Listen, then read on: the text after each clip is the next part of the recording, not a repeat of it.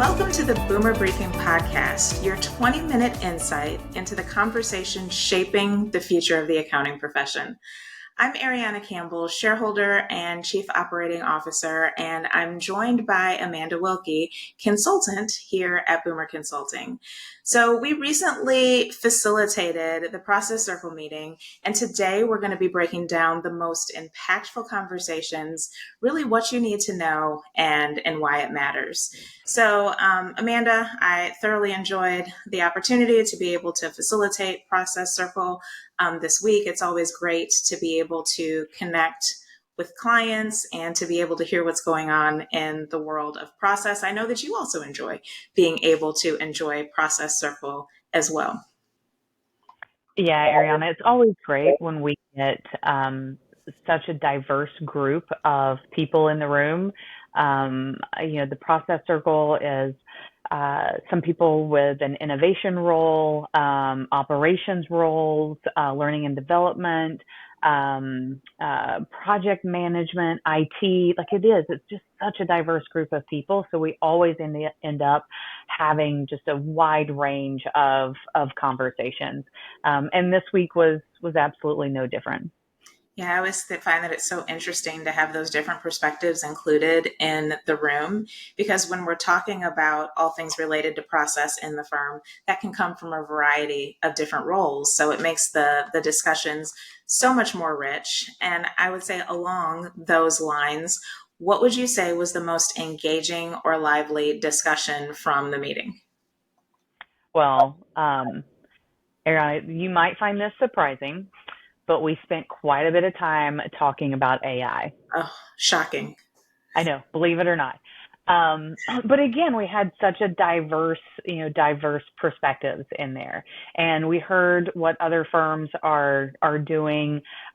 We had a really great facilitated conversation where some of the members talked about their journey into AI, and how they built exploratory committees, how they really started to build the buy-in, where they were getting ideas for AI and for automation and things like that.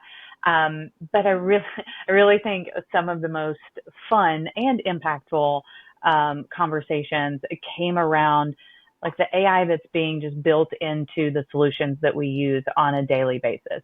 It became a bit of a running joke in the room, but someone brought up there's a new purple button in Outlook, and it's part of Microsoft's CoPilot. And essentially, if this email chain keeps going back and forth too much, you can hit this purple button. It will summarize the conversation, the email conversation. It will set up a meeting, with the people who are on that email chain. It will even populate the meeting topic, the title of the meeting. And to me, Arianna, that's one of the things that it seems so small, but for the people in the room who had used it, it was such a game changer. And for the people in the room who had never really heard of it, they all wanted it. They were like, wait a second, do I have that? Can I get that? So I thought that was pretty interesting. And again, I think it speaks to how AI is being integrated into the tools that we already use by the vendors that we already use. So for firms out there that are overwhelmed by AI and they're trying to figure out what they need to use, how they need to build it, how long is it going to take? If you just look at the capabilities that, again, already being incorporated into the tools and the platforms that we use, you can find AI examples that are going to truly change the way that people are doing work. Those are great examples, and that really does play in so much to process and how people are tying together in their everyday lives the things that are making it easier for them to facilitate the way that processes are happening in their firms. So I thought it was really interesting as part of that discussion that we started off with such a complex topic like AI and had some great discussion around the bigger picture things, but how it really does come down to the everyday ways that people are using it and that process leaders are using it to facilitate their processes from the very starting level. So it was interesting to be able to connect some of those dots. I absolutely agree. So along with that, what would you say was one of the biggest aha moments for the meeting? Um, so there were a few, but I've got to say the one that we heard over and over again was the connection between change management and the change management framework that you and I have been using and talking about for a few years now. ProSci, that's the change management framework.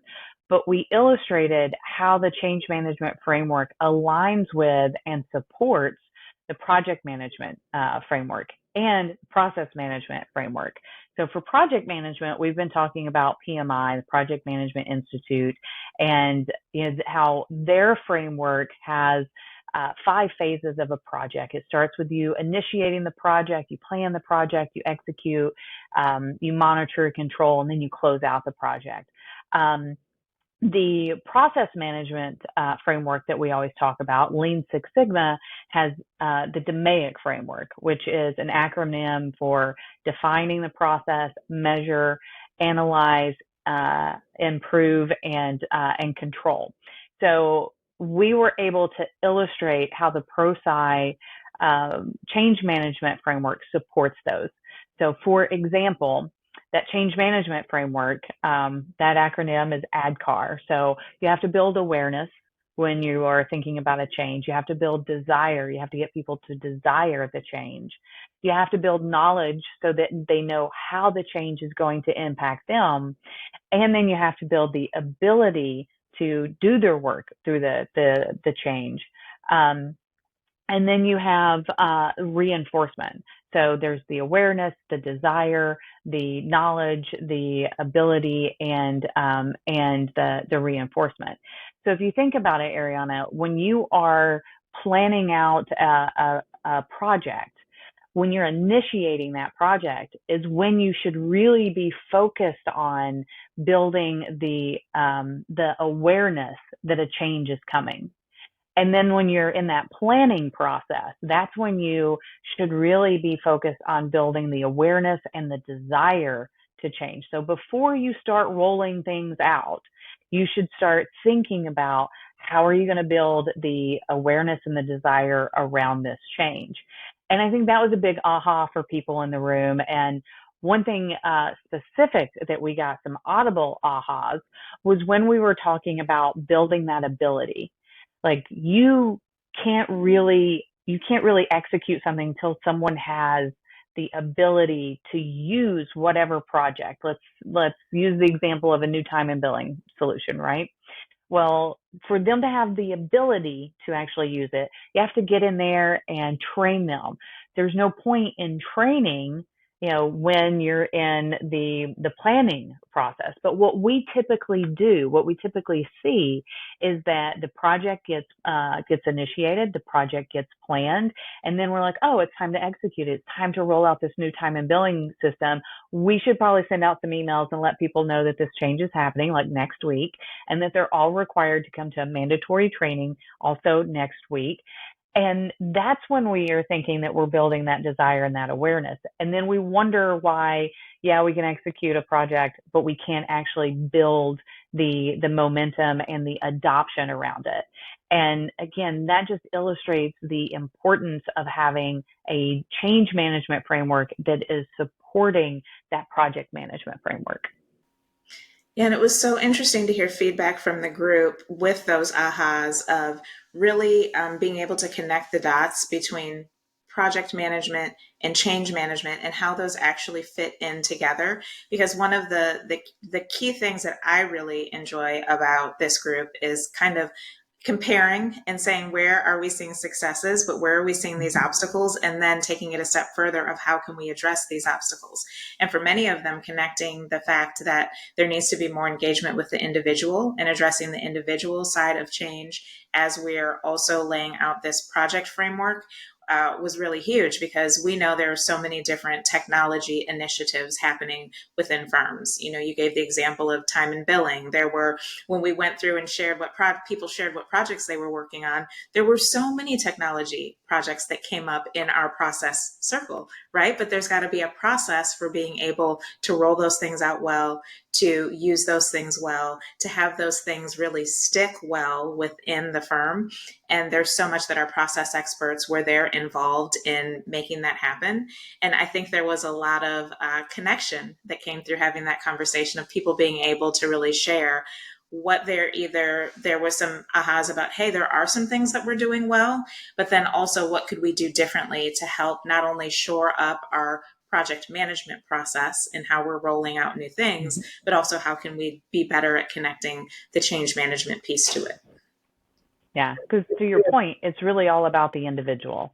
And we had a slide. This has been one of my favorite slides for the last year or so. But it says, organizations don't change, individuals change. And I think that is something that the profession is finally starting to accept and to really focus on. Like, from a project management solution, I can roll out a new time and billing system. Like, we can make that happen. That does not guarantee the adoption and the usage of that. It doesn't guarantee that there's going to be buy-in. There can still be a lot of resistance.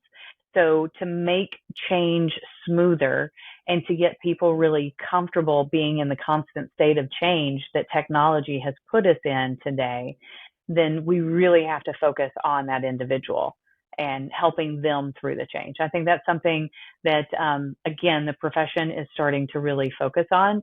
And I think firms that are focusing on the individuals will have a much easier time as they are implementing all of these changes, whether it's process changes or new projects and new project changes.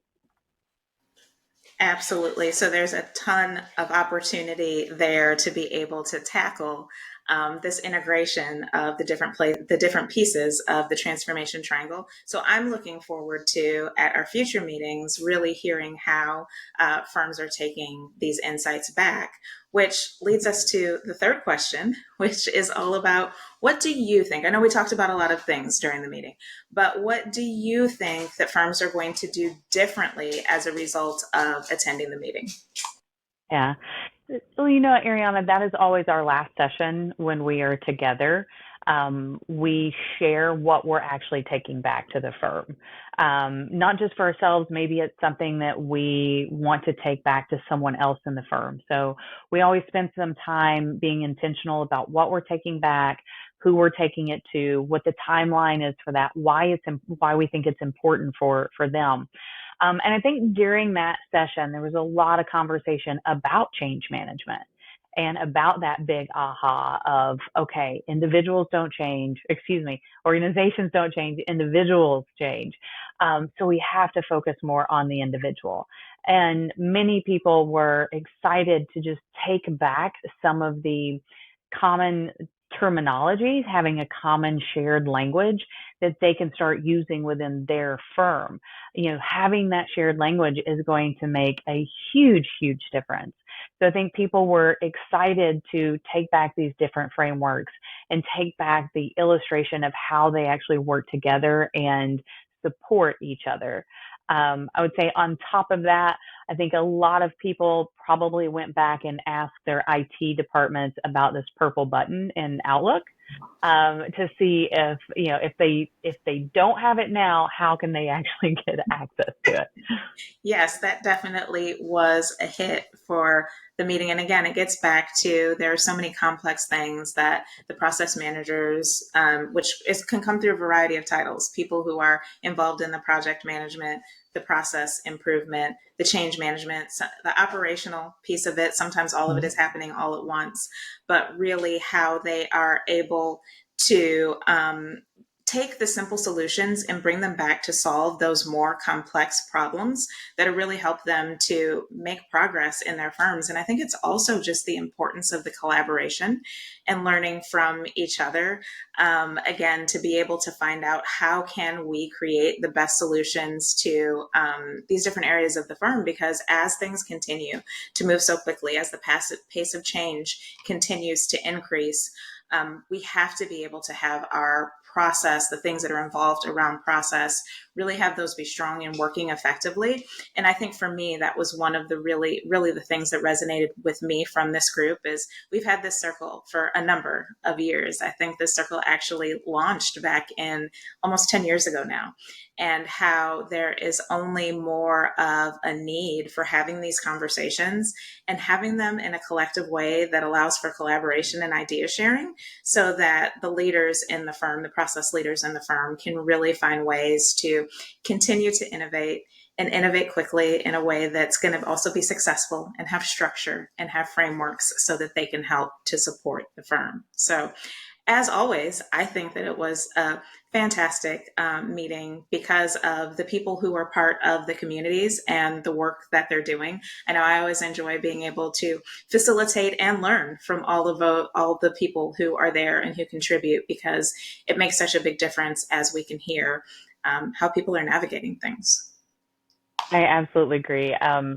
You and I get up there and we facilitate it, but really the wealth of knowledge comes from the people who are in the room and their connection and their support and their willingness to share. So I know I always take a lot back. I get a lot out of our time together, and I know everyone else in the room does as well. Well, thank you for really sharing that recap of what was happening during Process Circle. I'm glad that we were able to take some time for this recap. And to our listeners, thank you so much for listening.